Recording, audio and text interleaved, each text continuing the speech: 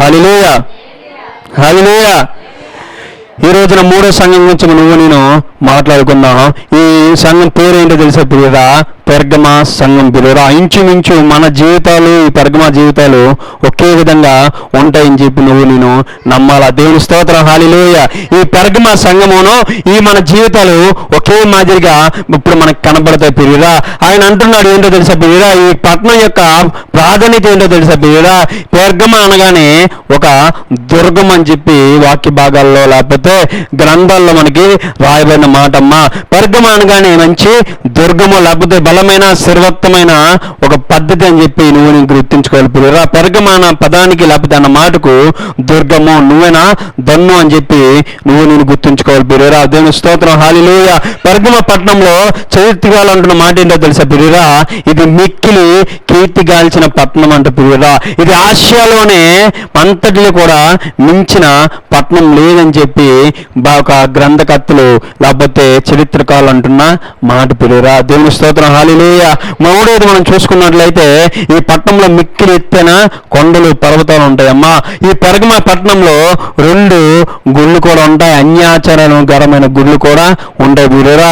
ఈ అన్యాచారకరమైన గుళ్ళు బట్టి ఇక్కడ ఏమైపోయింది తెలుసా పిల్లరా, మతకరమైన సాతానిక అధికారం ఏర్పడింది పిల్లరా. దేవుని స్తోత్రం, హల్లెలూయా. పెర్గమ అనగానికి దుర్గం అని చెప్పి మనం చూసుకున్నాం. పెర్గమ పట్టణము ఈ చరిత్రలోనే లేకపోతే కీర్తిగాంచిన పట్టణం అని మనం చూసుకున్నాం. రెండోది మనం చూసుకున్నట్లయితే ఆసియా ఖండం అంతా చూసినా సరే ఈ పట్టణం మించిన పట్టణం వేరొకటి లేదని చూసుకున్నాం. ఈ పట్టణము ఇలా ఎత్తైన కొండలు, ఎత్తైన పర్వతాలు ఉంటాయి పిల్లరా. అదేవిధంగా ఈ పట్టణంలో 2 గుళ్ళు కూడా మనకి కనబడతాయి పిల్లరా. అంతనేని అనే గుడి లేకపోతే దేవతను వారు పూజించే వారుగా ఉంటారు పిల్లరా. మరొక గుడి కూడా ఉంటుంది, అది సాతాని అధికారంతో కూడిన గుడిగా మనకు కనబడుతుంది పిల్లరా ఈ పెర్గమ పట్టణంలో. దేవుని స్తోత్రం, హల్లెలూయా. అంత సాతాన అధికారంలో ఉంటున్నప్పుడు కూడా, అన్ని ఆచారంలో ఒకరు ఉంటున్నప్పుడు కూడా దేవుడు అక్కడ ఏ సంఘాన్ని ఇక్కడ పరిచయం చేస్తున్నాడో తెలుసా ప్రియరా, అక్కడ మన దేవుడు పెర్గమ సంఘాన్ని కట్టాడమ్మా. దేవుని స్తోత్రం, హల్లెలూయా, హల్లెలూయా, హల్లెలూయా. అటువంటి పెర్గమ సంఘంతో నా దేవుడు చెప్తున్న మాటలు ఈ రోజున మనం చదువుకుందాం. ప్రకటన గ్రంథము 2వ అధ్యాయం 12 నుంచి 17 వచనాలు చదువుకుందాం. పెర్గములో ఉన్న సంఘపు దూతకు ఈలాగు రాయము, వాడి అయిన 2 అంచులు గల ఖడ్గము గలవాడు చెప్పు సంగతులు ఏమనగా, సాతాను సింహాసనమున్న స్థలములో నీవు కాపురమున్నావని నేను ఎరుగుదును. మరియు సాతాను కాపురమున్న ఆ స్థలములో నా యందు విశ్వాసి అయ్యుండి నన్ను గూర్చి సాక్షి అయిన అంతిప అనువాడు మీ మధ్యను చంపబడిన దినములలో నీవు నా నామము గట్టిగా చేపట్టి నా యందలి విశ్వాసమును విసర్జింపలేదని నేను ఎరుగుదును. అయినను నేను నీ మీద కొన్ని తప్పిదములు మోపవలసి ఉన్నది. అవేవనగా విగ్రహములకు బలి ఇచ్చిన వాటిని తినునట్లును, జారత్వమును చేయనట్లును, ఇజ్రాయేలీలకు ఉరి యుద్ధమని బాలకునకు నేర్పిన బిలాము బోధను అనుసరింపవారు నీలో ఉన్నారు. అటువలనే నీ కొలాయితుల బోధ అనుసరించు వారును నీలో ఉన్నారు. కావున మారు మనసు పొందుము, లేని ఎడల నేను నీ యొద్దకు త్వరగా వచ్చి నా నోటి నుండి వచ్చు ఖడ్గము చేత వీరితో యుద్ధము చేసేదను. సంగములతో ఆత్మ చెప్పుచున్న మాట చెవిగలవాడు వినుగాక. జయించువానికి మరుగైయున్న మన్నాను భుజింపనిత్తును, మరియు అతనికి తెల్లవారి నిత్తును. ఆ రాతి మీద చెక్కబడిన యొక్క కొత్త పేరుండును. పొందిన వానికే గాని అది మరి ఎవనికి తెలియదు, అది ఎవరికి తెలియదు. దేవుని స్తోత్రం, హల్లెలూయా, హల్లెలూయా. ఆనాడు పెర్గమ సంఘంతో నేడు నీతో నాతో చెప్తున్న మాటలు మీరు జాగ్రత్తగా ఆలకించినట్లయితే దేవుడు మన జీవితాన్ని మార్చే దేవుడై ఉన్నాడు పిల్లరా. దేవుని స్తోత్రం, హల్లెలూయా, హల్లెలూయా. ఆయన అంటున్న మాట 2వ అధ్యాయం 12వ వచనంలో అంటున్న మాట చదువుకుందామా? 2వ అధ్యాయం చదువుదాం. పెర్గములో ఉన్న సంఘ దూతకు వాడి అయిన 2 అంచులు గల ఖడ్గము గలవాడు చెబుతున్న సంగతులు ఏమనగా. దేవుని స్తోత్రం, హల్లెలూయా, హల్లెలూయా. 2 అంచుల ఖడ్గం అంటే మనకి ఏం గుర్తొస్తుందండి? రెండంచుల ఖడ్గము గల ఖడ్గం అంటే నీకు నాకు ఏం గుర్తొస్తుంది? రెండంచులు గల ఖడ్గం అంటే నీకు నాకు వాక్యం గుర్తు రావాలి ప్రియరా. నేను రేతులకు రెండంచుల ఖడ్గము దోసుకు వెళ్ళిపోతుంటే అటువంటి వాక్కుతో దేవుడు ఏం చెప్తున్నాడు తెలుసా ప్రియరా? ఈ సంఘంతోని రెండంచుల ఖడ్గం గల నేను మీతో చెప్తున్న మాటలు ఏంటో అనుకున్నారు తెలుసా ప్రియరా? అక్కడ రాయబడిన మాట నేను చెప్తున్నాను మీరు వినండి అని చెప్పి ఆ సంఘంతో చెప్తున్నాడు ప్రియరా. రెండంచుల ఖడ్గం అని చెప్పి లోకపరంగా మనం చూసుకున్నట్లయితే ఆ సంఘాన్ని గురించి మనం ఆలోచించినట్లయితే రెండంచుల ఖడ్గం అక్కడ మనకి కనబడుతుంది. అక్కడ గవర్నర్ ఒక అధికారి బట్టి వారందరూ కూడా ఏమైపోతున్నారు తెలుసా బిర్రా? వాడి చేతుల్లోని ఈ సంఘం ఉండిపోతుంది బిర్రా. దేవుని స్తోత్రం, హల్లెలూయా. అక్కడ ఉన్న అధికారముతో అక్కడ ఉన్న అన్ని ఆచారాలతో ఈ సంఘం ఏమైపోతుందో తెలుసా బిర్రా? ఒక పక్క ఇలాగా ఇబ్బంది పడుతుంటే రెండవది ఏంటనుకున్నా తెలుసా బిర్రా? అన్య జనులతో లేకపోతే సాతాను యొక్క అధికారంతో ఆ సంఘము పోరాడుతుందమ్మా. దేవుని స్తోత్రం, హల్లెలూయా. ఆ సంఘం ప్రత్యేకతల గురించి నేను చెప్పాను. అక్కడ 2 గుళ్ళు ఉన్నాయి. అక్కడ సాతాను అధికారం కూడా ఉంది అని చెప్పి నేను తెలుసుకోబడ్డాం పిరేరా. అటువంటి సాతాను అధికారంతో ఆ సంఘం ఉంటున్నప్పుడు ఆ సంఘంతో చెప్తున్న మాట ఏంటో తెలుసా పిరేరా? వారు 2 విధాలుగా ఇబ్బంది పడుతున్నారమ్మా. ఒకటి అధికారి బట్టి ఇబ్బంది పడుతుంటే, 2 సాతాను యొక్క శోధన బట్టి వారు ఇబ్బంది పడుతున్నారమ్మా. వాడి గల ఖడ్గం గల దేవుడు చెప్తున్న మాట ఏంటో తెలుసా పిరేరా? నా చిత్తం లేనిదే వారు నీకేమీ చేయలేరని చెప్తున్నాడు ప్రియరా. దేవుని స్తోత్రం, హల్లెలూయా. దేవుని వాక్యం చిత్తం లేనిదే వారు నీకు ఏమీ చేయలేరని చెప్తున్నాడు ప్రియరా. అటువంటి సంఘంతో దేవుడు చెప్తున్న మాట ఏంటో తెలుసా ప్రియరా? సాతాను అధికారంలో ఉండిపోతున్నారు. ఒక అధికారి కింద పట్టు బానిసత్వంతో ఆ సంఘం ఉంటుంది. అటువంటి సంఘంతో దేవుడు తాను పరిచయం చేసుకుంటున్నాడు ప్రియరా. ఏ రీతిగా తెలుసా ప్రియరా? నీకున్న నిందలు బట్టి, నీకున్న ఇబ్బందులు బట్టి, నీకున్న అవధూకులు బట్టి, నీకున్న అనేకమైన ఆచారాలు బట్టి నువ్వు చూపిస్తున్న విశ్వాసం బట్టి నేను చెప్తున్న మాట ఏంటో తెలుసా ప్రియరా? నా దేవుడు మాట్లాడుతున్నాడు. 2 అంచుల ఖడ్గం గల వాక్యం ద్వారా దేవుడు చిత్తం లేని అక్కడికి ఏమీ జరగదని చెప్తున్నాడు ప్రియరా. మంచి ధైర్యాన్ని అక్కడ ఆ సంఘానికి దేవుడు చెప్తున్నాడు అమ్మా. దేవుని స్తోత్రం, హల్లెలూయా, హల్లెలూయా, హల్లెలూయా. 2వ అధ్యాయం 13వ వచనం చదువుకుందాం. సాతాను సింహాసనమునున్న స్థలములో నీవు కాపు ఉన్నవాడు అని నేను ఎరుగుతున్నా. దేవుని స్తోత్రం, హల్లెలూయా, హల్లెలూయా. అక్కడ ఆ స్థలంలో లేకపోతే అక్కడ సంఘానికి ఎవరున్నారమ్మా అధికారిగా? అందుకే వాక్య భాగాన్ని జాగ్రత్తగా ఆలకించాలి. 2వ అధ్యాయం 13వ వచనం. సాతాను సింహాసనమునున్న స్థలములలో నీవు కాపురమున్నావని నేను ఎరుగుదును. దేవుని స్తోత్రం, హల్లెలూయా. అక్కడ ఎవరు ఉన్నారండి? సాతాను అధికారంలో వారు కాపురం ఉంటున్నారు పిల్లరా. సాతాను యొక్క సింహాసనం మీద ఉన్న స్థలంలో వారు నివాసం ఉంటున్నారు పిల్లరా. అక్కడ ఏం కలిగిందో తెలుసా పిల్లరా? అటువంటి సాతాను యొక్క అధికారంలో కూడా వీరు దేవునికి విశ్వాసంగా ఉన్నారమ్మా. దేవుని స్తోత్రం, హల్లెలూయా, హల్లెలూయా. సాతాను మీద నుంచి కురిపిస్తున్నప్పుడు కూడా, సాతాను అధికారంతో వారు బంధకాల నుండి ఉండిపోయినప్పుడు కూడా, అనేకమైన రీతిగా వీరు పోరాడుతున్నప్పుడు కూడా సాతాను అధికారంలో కూడా దేవుని యందు నమ్మకంగా ఈ ఉండగలిగింది పిల్లరా. అక్కడ గవర్నర్ చెప్పిన పని చేయడం అని చెప్పి, విగ్రహారాధన నేను మొక్కను అని చెప్పి, వారికి నేను దేవతను నేను పూజ చేయనని చెప్పి స్థిరంగా దేవుని యందు నిలబడిన సంఘం పిల్లరా. దేవుని స్తోత్రం, హల్లెలూయా, హల్లెలూయా, హల్లెలూయా. ఒక అధికారి వచ్చి విగ్రహానికి పూజ చేయమంటే నేను చేయనని చెప్పి ఎదిరించి దేవుని యందు నమ్మకంతో విశ్వాసంతో కనిపెట్టిన సంఘం పిల్లరా ఈ పెర్గమ సంఘం. దేవుని స్తోత్రం, హల్లెలూయా, హల్లెలూయా, హల్లెలూయా. అందుకే యేసు అంటున్నాడు మాట ఏంటో తెలుసా ప్రియరా? మత్తయి సువార్త 10వ అధ్యాయంకి వెళ్ళినట్లయితే అక్కడ రాయబడిన మాట, మత్తయి సువార్త 10వ అధ్యాయం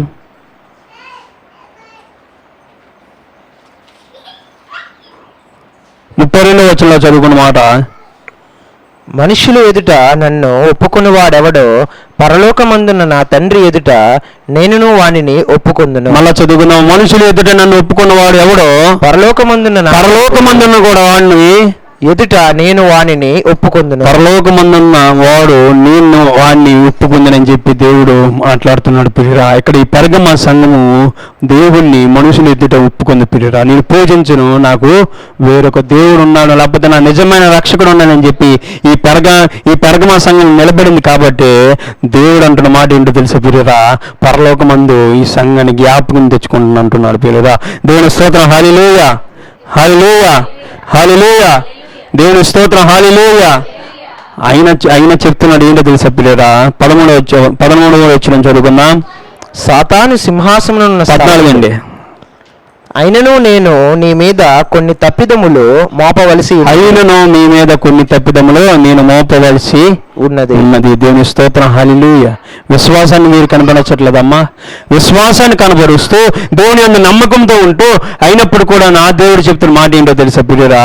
ఆయనను వారి మీద కొన్ని తప్పిదములు మోపవలసి ఉన్నది. దేవుని స్తోత్రం, హల్లెలూయా. ఆ తప్పిదాలను చెప్పి నా యొక్క మాటలు నేను ముగిస్తాను పిల్లరా. చదువుకుందామా. విగ్రహములకు బలి ఇచ్చిన వాటిని తిననట్లును, విగ్రహాలకు బలి ఇచ్చిన వాటిని తిన్నట్లుగాను, జారత్వము చేయనట్లుగాను ఇశ్రాయేలీయులకు ఉరి యొద్దమని బాలకునకు నేర్పిన బిలాము బోధను అనుసరించిన వారు మీలో ఉన్నారు. అమ్మా, ఈ విశ్వాసం చూపి దేవుడి మీద నమ్మకం చూపినప్పుడు కూడా కొన్ని తప్పులు ఆ సంఘం చేసినట్టుగానే నేను చేస్తున్నాం పిరిరా. విగ్రహానికి బలిచ్చిన వాటిని ఆ సంఘము తిందంట పిరిరా. దేవుని స్తోత్రం, హల్లెలూయా, హల్లెలూయా. అయ్యో నేను అంటూ ఏమీ చేయట్లేదని చెప్పి నీవు అనుకుంటున్నావేమో. అయితే నా దేవుడు స్పష్టంగా మాట్లాడుతున్న మాట ఏంటో తెలుసా పిరిరా? నేను తప్ప వేరొక దేవుడు నీకు ఉండకూడదని చెప్తున్నాడు పిరిరా. నువ్వు దేవునికి ప్రధాన స్థానం ఇవ్వకుండా నువ్వు ఏదైతే నువ్వు చేస్తున్నావో, దేనికైతే నువ్వు సాహసపడుతున్నావో, దేని కొరకు నువ్వు ప్రయాసపడుతున్నావో అది నీ జీవితంలో విగ్రహారాధనమ్మా. దేవుని స్తోత్రం, హల్లెలూయా. నువ్వు ఫోన్ చూస్తుంటే నీ ఫోను విగ్రహారాధన. నువ్వు టీవీ చూస్తుంటే దేవుని యందు నువ్వేం చేస్తున్నావు తెలుసా పిరిరా? దేవునికి ఇవ్వాల్సిన స్థానం దేవునికి ఇవ్వకుండా నువ్వు టీవీ చూస్తున్నావు అంటే అది నీ యొక్క విగ్రహారాధన. లేకపోతే నువ్వు దేవునికి ప్రార్థించడం మర్చిపోయి, దేవుని వాక్యం ధ్యానం చేయడం మర్చిపోయి నువ్వు నిద్రించుస్తున్నావు అంటే నీ నిద్ర ఒక విగ్రహారాధన పిరిరా. నువ్వు విగ్రహారాధనకు బలి ఇచ్చిన పనులు, లేకపోతే విగ్రహారాధనకు బలి ఇచ్చిన వాటిని నువ్వు తింటున్నావు అంటే దాని ద్వారా నువ్వు ప్రతిఫలం పొందుతున్నావు అంటే అది బహు భయంకరమమ్మా. దేవుని స్తోత్రం, హల్లెలూయా, హల్లెలూయా, హల్లెలూయా. విగ్రహారాధన నీ విషయంలో ఏమైందో ఒకసారి నువ్వు పరీక్షించుకోవాలా. దేవుడు నేను తప్ప వేరొక దేవుడు లేడని చెప్పి అంత నిశ్చయగలిగిన దేవుని యందు నువ్వు ఉంటున్నప్పుడు నేను తప్ప వేరొక దేవుడైన వాగ్దానాన్ని నువ్వు మరిచి నీ జీవితంలో ఏంటమ్మా విగ్రహారాధన పుంజుకుంది? ఏంటంటే నీ యొక్క విగ్రహారాధన ఉంటుంది. నువ్వు నేను గమనించుకోవాలి పిరిరా. నువ్వు నిద్రిస్తున్నావేమో, లేకపోతే మొబైలే నీకు దిక్కని చెప్పి అనుకుంటున్నావేమో, లేకపోతే దేవుని కన్నా నీ పనులే, నీ యొక్క అవసరాలే నీ యొక్క ముఖ్యమని అనుకుంటున్నావేమో. దాని నుండి నీ యొక్క ప్రతిఫలము తప్పదని చెప్పి నువ్వు దేవుని యందు తెలుసుకోవాలి పిరిరా. దేవుని స్తోత్రం, హల్లెలూయా. జారత్వము, దేవుని యందు జారత్వం కలిగి నువ్వు జీవిస్తున్నావేమో. ఒక అన్ని ఆచారాలు బట్టి లోకపరంగా కొన్నిసార్లు నువ్వు పడిపోయే వ్యక్తిగా ఉంటున్నావేమో, లోకానుసారంగా నువ్వు జీవించే వ్యక్తిగా ఉంటున్నావేమో. కొన్నిసార్లు దేవుని విశ్వాసం ఉంచక జారత్వం కలిగి నువ్వు జీవిస్తున్నావేమో. దేవుడు చెప్తున్నాడు ఈ జారత్వాన్ని విడిచిపెట్టమంటున్నాడు అమ్మా. దేవుని స్తోత్రం, హల్లెలూయా. అబద్ధ బోధలకు, అబద్ధ ప్రవర్తలకు నేను చోటు ఇవ్వద్దని చెప్పి దేవుడు చెప్తున్నాడు అమ్మా. దేవుని స్తోత్రం, హల్లెలూయా, హల్లెలూయా, హల్లెలూయా. అబద్ధ ప్రవర్తన ద్వారా, లేకపోతే ఇదే నిజమని చెప్పి నువ్వు అనుకుంటున్నావేమో. నువ్వు దేవుని యందు ప్రార్థించడం ద్వారా, దేవుని యందు విజ్ఞాపన చేయడం వల్ల నిజమేనమ్మా. కొన్నిసార్లు దాన్ని బట్టి నేను తప్పిపోయే ప్రయత్నం చేస్తుంటావు పిరిరా. దాన్ని బట్టి నువ్వు కొన్నిసార్లు కృంగిపోయే ప్రయత్నం చేస్తుంటావు పిరిరా. ఇందువల్ల చెప్తున్న ఈ మాట తెలుసా పిరిరా? విగ్రహారాధన అబద్ధ బోధ అంటే ఏంటో తెలుసా పిరిరా? అది దేవుని యందు విశ్వాసంలాగే ఉంటుంది కానీ అది దేవుని యందు పనికొచ్చేది కాదు పిరిరా. దేవుని స్తోత్రం, హల్లెలూయా. దేవుని యొక్క వాక్యం ద్వారానే అనుకుంటున్నావు కానీ అది దేవుని యొక్క వాక్యము కాదని చెప్పి నేను తెలుసుకోవాలి పిరిరా. దేవుని స్తోత్రం, హల్లెలూయా, హల్లెలూయా, హల్లెలూయా. మీ మీద ఒక నింద మోపవలసి వచ్చిందని చెప్పి చెప్తున్నాడు పిల్లరా. వారికి విగ్రహారాధనకు బలి ఇచ్చిన వాటిని తిన్నారు, జారత్వం కలిగి వారు జీవించారు, అబద్ధ బోధను వారు అనుసరించారని చెప్తూనే ఆయనను అంటాడు కదా. 16వ వచనము చదువుకుందాం. కావున మారు మనసు పొందుము, లేని ఎడల నేను నీ యొద్దకు త్వరగా వచ్చి నా నోట నుండి వచ్చు ఖడ్గము చేత వీరితో యుద్ధము చేసేదను. సరిపోతుంది పిల్లరా. నువ్వు మారు మనసు పొందకపోతే దేవుడి నుంచి వచ్చే ప్రతిఫలాన్ని నేను పొందుకుంటావు అమ్మా. దేవుని స్తోత్రం, హల్లెలూయా. ఏ వాక్యం ద్వారా అయితే నువ్వు బాధపడుతున్నావో, ఏ వాక్యం ద్వారా అయితే నువ్వు బలపరచబడుతున్నావో, ఏ వాక్యం ద్వారా అయితే నేను ముందుకెళ్ళే ప్రయత్నం చేస్తున్నావో అదే వాక్యం ద్వారా దేవుడు చెప్తున్నాడు ఏంటో తెలుసా పిల్లరా? 2 అంచెల ఖడ్గంతోనే నిన్ను పోరాడతానని చెప్తున్నాడమ్మా. దేవుని స్తోత్రం. హల్లెలూయా, హల్లెలూయా. నువ్వు మారు మనసు పొంది దేవుళ్ళు జీవించినప్పుడు నువ్వేం పొందుకుంటావో తెలుసా ప్రియురా? 17వ వచనం చదివించి నేను నా మాటలు ముగిస్తా. సంఘములతో ఆత్మ చెప్పుచున్న మాట చెవిగలవాడు వినుగాక. సంఘంతో ఆత్మ గలవాడు చెప్తున్న మాట చెవిగలవాడు వినుగాక. దేవుని స్తోత్రం. హల్లెలూయా, హల్లెలూయా. మరొకసారి చదువుకుందామా? సంఘముతో ఆత్మ చెప్పుచున్న మాట చెవిగలవాడు వినుగాక. సంఘంతో ఆత్మ చెబుతున్నవాడు వినుగాడు, చెవిగలవాడు వినుగాక. దేవుని స్తోత్రం. హల్లెలూయా. అలా చెబుతూనే జయించిన వారికి మరుగైయున్న మన్నాను భుజించనిత్తు. ఎప్పుడైతే నువ్వు మారు మనసు పొందుతావో అప్పుడు నీకేం చెప్తున్నాడు తెలుసా ప్రియురా? మరుగైన మన్నాను నువ్వు భుజిస్తావని చెప్తున్నాడు ప్రియురా. దేవుని స్తోత్రం. హల్లెలూయా, హల్లెలూయా. నువ్వు మరుగైన మన్న అంటే ఏంటో తెలుసా ప్రియురా? లోకానుసారంగా ఇంతవరకు జీవించావు కదా, నువ్వు ఇంక ఎవరి ద్వారా జీవిస్తావో తెలుసా ప్రియురా? మరుగైన మన్న అంటే జీవవాక్యంతో నేను జీవిస్తాం ప్రియురా. దేవుని స్తోత్రం. హల్లెలూయా, హల్లెలూయా. తెల్ల రాత్రి నీకు ఇత్తనని చెప్పి 2వ భాగంలో మనకి కనబడుతుంది ప్రియురా. కొత్త పేరు నీకు ఇస్తారంటున్నారు ప్రియురా. ఈ లోకంలో ఉన్న పేర్లన్నిటికంటే దేవుడు నీ కొరకు జీవ గ్రంథంలో మంచి పేరుని, శ్రేష్టమైన పేరుని రాసి ఉంచాడమ్మా. దేవుని స్తోత్రం. హల్లెలూయా. అటువంటి పరిస్థితులు ఉన్నట్లయితే దేవుడే నీకు దిక్కు కాకుండా విగ్రహారాధన ఏదైతే నువ్వు పెట్టుకున్నావో అది ఫోన్ అవనివ్వండి, టీవీ అవనివ్వండి, నిద్ర అవనివ్వండి, పనులు అవనివ్వండి, లేకపోతే నువ్వు చేస్తున్న ఏ పని అయితే ఉందో అది నీ దేవుని దృష్టిలో విగ్రహారాధన అని చెప్పి నువ్వు గ్రహించాలి ప్రియురా. నువ్వు దేవుడు తప్ప వేరే దాని గురించి నువ్వు ముందుకెళ్ళే ప్రయత్నం చేస్తున్నావేమో, అయితే నా దేవుడు ఈ రాత్రి కలిసి సమయం చెప్తున్న మాట ఏంటో తెలుసా ప్రియురా? ఇప్పుడే మారు మనసు పొంది ఆయన ఇచ్చే జీవవాక్యాన్ని పొందమంటున్నాడు ప్రియురా. కొద్ది మాటలు దేవుడు వెనుకలా దీవించబడను గాక. ఆమె. అందరం కళ్ళు మూసుకుందాం, ప్రార్థన చేసుకుందాం. అందరం కళ్ళు మూసుకొని ప్రార్థన చేసుకుందాం ప్రియురా.